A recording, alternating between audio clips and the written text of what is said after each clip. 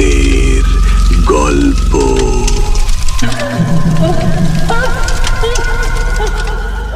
আমাদের গ্রামের পশ্চিমে একটা পরিত্যক্ত ইটভাটা ছিল। বহু বছর আগে সেখানে নাকি এক লোক আগুনে পুড়ে মারা যায়। কেউ বলে দুর্ঘটনা, কেউ বলে অভিশাপ।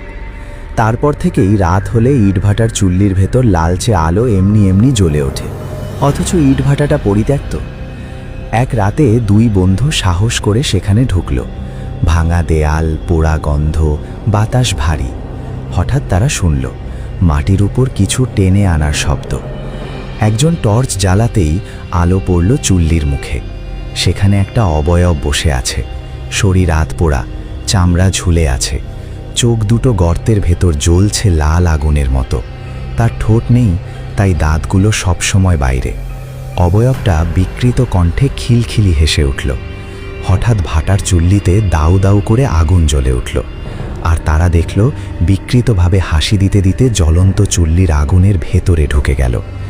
এই দেখে প্রচণ্ড ভয় পেয়ে দুজন দৌড়ে পালালো।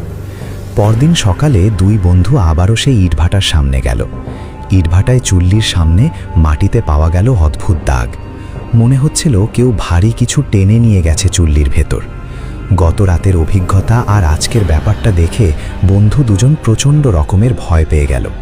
তারা ব্যাপারটা নিয়ে আর ঘাটাঘাটি করল না, তবে বুঝে নিল যাই ছিল আর যেটাই ছিল না কেন সেটা ভালো কিছু নয়।